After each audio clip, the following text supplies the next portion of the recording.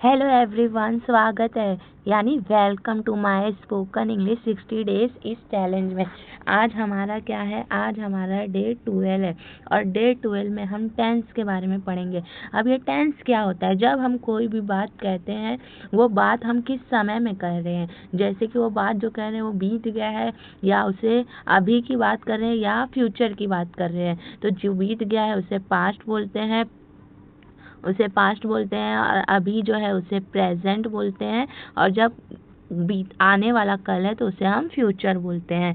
तो इस बेस पे हमने कोई भी सेंटेंस में टाइम के बेस पे बांट दिया, उन्हीं को हम टेंस कहते हैं और इसी को हम लोग टेंस कहते हैं। टेंस को हमने 3 पार्ट में बांटा। तो हम आज क्या पढ़ने जा रहे हैं? Present tense. प्रेजेंट टेंस मतलब अभी की बात।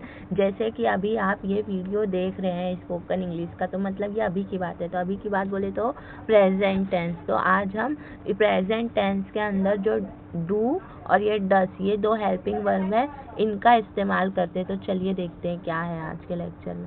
तो सबसे पहले हम ये गोल्डन रूल समझते हैं प्रेजेंट टेंस में। जैसे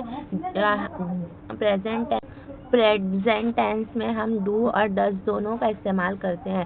दोनों का मतलब होता है करना। जैसे जो हम अभी कोई काम कर रहे हैं तो डू और डस हेल्पिंग वर्ड का इस्तेमाल करेंगे, मगर जब दोनों का मतलब सेम है तो हम कब डू यूज़ करें और कब डस, हमेशा कंफ्यूज रहते हैं। तो अभी अपनी ये कंफ्यूजन आप दूर कीजिए। तो जब भी डू है ना, डू हमेशा प्लूरल के साथ आएगा। किसके साथ आएगा? प्लूरल के साथ। मतलब सेंटेंस में अगर जो नाउन है प्लूरल है, जिसकी बात हो रही है वो प्लूरल है, तो उसके साथ डू लगाना है। मगर यहाँ पे एक एक्सेप्शन है। क्या एक्सेप्शन है? देखिए, ये आई और यू, ये दोनों प्लूरल नहीं है, मगर इनके साथ हमेशा क्या लगेगा? डू। तो हमेशा आप क्या बोलोगे? I do, you do. बस ये तो एक्सेप्शन याद रखिए, और बाकी हमेशा डू किसके साथ आएगा? प्लूरल के साथ। ये डस बहुत सारा है, मगर ये हमेशा सिंगल के साथ आएगा। किसके साथ आएगा? सिंगल के साथ। तो हमेशा जैसे ही एक सिंगल, तो उसके साथ हमारा क्या आएगा? डस। हमेशा याद रखिएगा। He and she. Example, he work, she run. तो इसके साथ हमें हमेशा डस और आई और यू का एक्सेप्शन छोड़ के हमेशा प्लूरल के साथ क्या आएगा? डू। बस आई और यू में हम डू लगाएंगे, यहाँ कोई रूल फॉलो नहीं हो रहा है। तो अब हमारे ना कुछ ऐसे वर्ड होते हैं जिससे ना एक्शन पता चलता है। मतलब ऐसे वर्ड होते हैं जिनसे किसी एक्शन के बारे में पता चलता है। जैसे कि किसी एक्शन का, तो ऐसे वर्ड जो एक्शन वर्ड है, इन्हें एक्शन वर्ड भी बोलते हैं और इन्हें हम वर्ब बोलते हैं। क्या बोलते हैं? वर्ब। क्या बोलते हैं इन्हें हम? तो ऐसे वर्ड जैसे यहाँ पे क्या बना है? शूज। शूज नहीं, शूज पहन के हम क्या करते हैं? दौड़ने जाते हैं। दौड़ने को इंग्लिश में क्या बोलते हैं? दौड़ने को इंग्लिश में रन।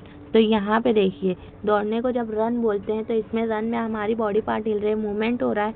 तो ये क्या है? एक एक्शन वर्ड है। एक्शन वर्ड बोले तो वर्ब। क्या बोलते हैं एक्शन वर्ड को? वर्ब। समझ में आया? यहाँ पे देखिए, ये किसी ने आधा एप्पल ईट किया है। मैं क्या बोल रही हूँ? ईट। ईट मतलब खाना। क्या बोल रही हूँ? ईट। ईट मतलब खाना। राइट, यहाँ पे कोई लिख रहा है, मतलब जब लिखने का है तो राइट, 2 राइट होता है। एक RITE, उसका मतलब होता है सही, मगर यहाँ पे देखिए W साइलेंट है, तो ये राइट रहेगा, तो मतलब होता है लिखना। जैसे I write a letter, I write a newspaper. यहाँ पे क्या है? बल्ब की बत्ती जल रही है, मतलब कुछ हम जानते हैं। नो, तो नो का मतलब होता है जानना। नो का मतलब होता है जाना। जानना। नो का मतलब क्या होता है? जानना। यहाँ पे घर में हम रहते हैं ना, तो इसको क्या बोलेंगे? लीव। लीव मतलब रहना। यहाँ पे देखिए बबल सा बना है, मतलब कुछ चिंटू तो कुछ सोच रहा है। तो ये चिंटू क्या सोच रहा है? हम क्या सोचेंगे? इसे बोलेंगे थिंकिंग। क्या है ये? थिंकिंग। क्या हो गया ये? थिंकिंग। तो I run, I eat, I right, I know answer, I live in the house, I think, ऐसे करके आप सेंटेंस बोलो। बाहर एक के 5-5 सेंटेंस बोलो। अब देखिए, जैसे हम हिंदी में बोलते हैं कि वो भागा, वो भाग रहा है, भाग को ही हम लोग क्या कर रहे हैं? चेंज कर रहे हैं। तो ऐसे ही ना इंग्लिश में ही जो ऐसे एक्शन वर्ड रहते हैं ना, वो चेंज होते हैं। तो इनको एक्शन वर्ड को तो वर्ब बोलते हैं ना, तो वर्ब के मेजर 3 फॉर्म होते हैं। कितने फॉर्म होते हैं? 3 फॉर्म। तो ये जो सेंटेंस में हम लोग जो टेंस पहचानते हैं ना, वो किससे पता चलते हैं?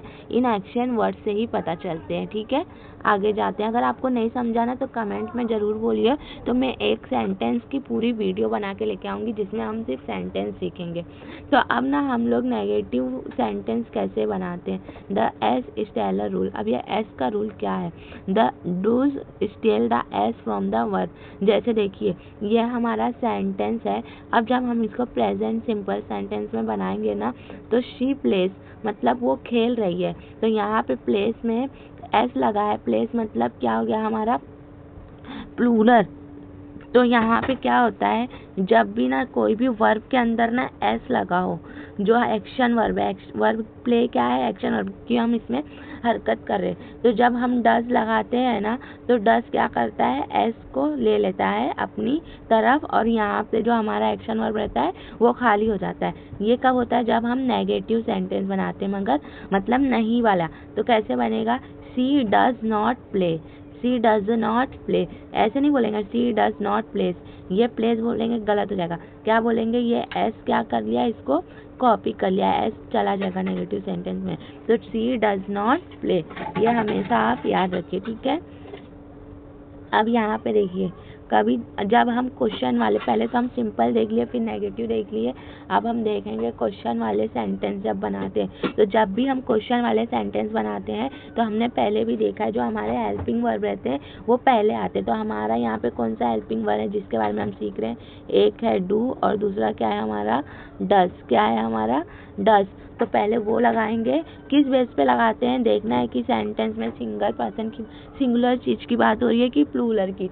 अगर सिंगुलर की बात हो रही है तो डज लगाएंगे, और प्लूरल की हो रही है तो डू। फिर हम लगाएंगे सब्जेक्ट, और फिर हमारा एक्शन वर्ड रहेगा। आया समझ में? तो पहले लगाएं, जैसे आपको पूछना है कि आपने खाना खाया, तो एक जान की बात हो रही है तो क्या आएगा? डज। एक जान की बात हो रही है, मगर यहाँ पे आपने मतलब यू लग रहा है ना, तो डज नहीं लगेगा, क्या लगेगा? डू। तो do you eat, do you read. जैसे पूछना है कि क्या वो दौड़ रही है, डज शी रन, तो हम क्या करेंगे? डज शी रन, क्या वो भाग रही है? अब आपको ये अच्छे से समझ में आ गया। हर टाइप के ना आपको 10-10 सेंटेंस बनाने हैं और उनको बोलना है। ठीक है, तभी आप ये, तो एक बार चलो हम प्रैक्टिस करते हैं। जैसे हम जो वोकैबुलरी देखे थे, जैसे कि हमने क्या डू और डज की स्पेल, ये वोकैबुलरी देखे थे ना, इनके बारे में हम मीनिंग्स देखे थे। तो बोलते हैं वो भाग रही है, तो वह भाग रही है ना, शी डज रन। क्या बोलोगे आप? She does run, she does run, he does run. मेरे साथ बोलिए, she eat Apple, he eat Apple, it is it, she does eat apples, he eat Apple. मगर यहाँ पे हम लोग को क्या लगाना है? क्वेश्चन वाले सेंटेंस बनाना है। तो क्या लिखेंगे? Does he eat apple, does she eat apple, does he write letter, does she write letter, does he know the answer, does she know the answer, does she live in a house, does she live in a house, does he think about the rain. ऐसे करके आपको बनाना है। अभी हमने सिर्फ does का किया, आप डू का भी करो। ठीक है, ऐसे ही कर करके आपको सबका करना है। तो अब हमने यहाँ पे क्या सीखा? हमने क्या क्या सीखा देखो। डू यू नो, क्या जानते हो? तो जब भी आपसे कोई पूछे ना, use for the past and nature करना, जब भी आपसे कोई पूछे डू यू नो, तो हमेशा मुझे पता है आई और यू और प्लूरल के साथ डू आता है। तो हम किसी से अगर क्वेश्चन भी करना है कि क्या तुम जानते हो, तो क्या बोलेंगे? डू यू नो, क्या तुम जानते हो। अगर ये पूछना है क्या वह जानती है, वह कोई दूसरे इंसान की बात हो रही है, तो क्या बोलेंगे हम? डज। क्या बोलेंगे? डज। तो क्या लिखेंगे? Does she run. क्या बोलेंगे? Does she run. और आंसर कैसे करेंगे हम लोग? Yes I do, yes I do. तो और कभी भी ना देखो, यस यहाँ पे आपने अगर नो बोलना है, आपने बोला नहीं, तो यहाँ पे नो बोले ठीक है, no I don't know. Yes she does, yes she does, मतलब जो यहाँ पे सवाल में आया है वही क्या आएगा आपके पास आंसर में? No she doesn't not. तो ऐसे आपको बोलना है। ठीक है, तो आगे देख लेते हैं हम। देखिए यहाँ पे आपको कुछ बताने थे।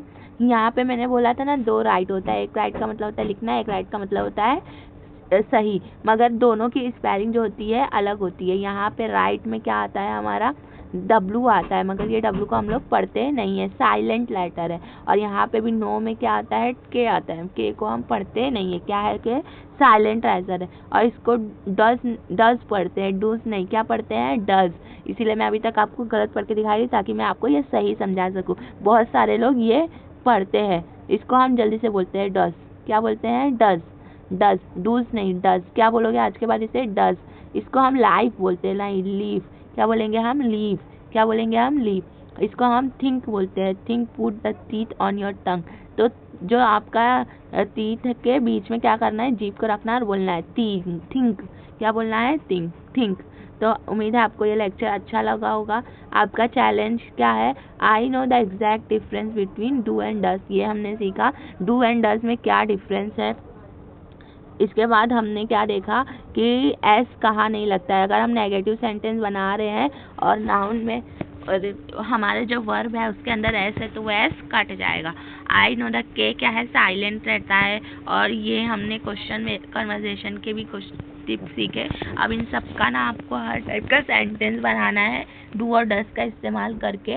और आपको क्या करना है, मिरर के सामने खड़े होकर प्रैक्टिस करनी है। अगर आपको इंग्लिश बोलना है तो आपको प्रैक्टिस करनी ही पड़ेगी, बगैर प्रैक्टिस के आप कुछ भी नहीं कर सकते। अगर आपको मेरा ये वीडियो अच्छा लगता है तो प्लीज़ कमेंट कीजिए, क्या इम्प्रूवमेंट मुझे करना है ज़रूर बताइए, तो मैं वो अगले वीडियो में इम्प्रूव भी करूँगी। और आपको अच्छा लगे तो सब्सक्राइब ज़रूर कीजिए। चलिए मिलते हैं आपसे नेक्स्ट वीडियो में। Thank you.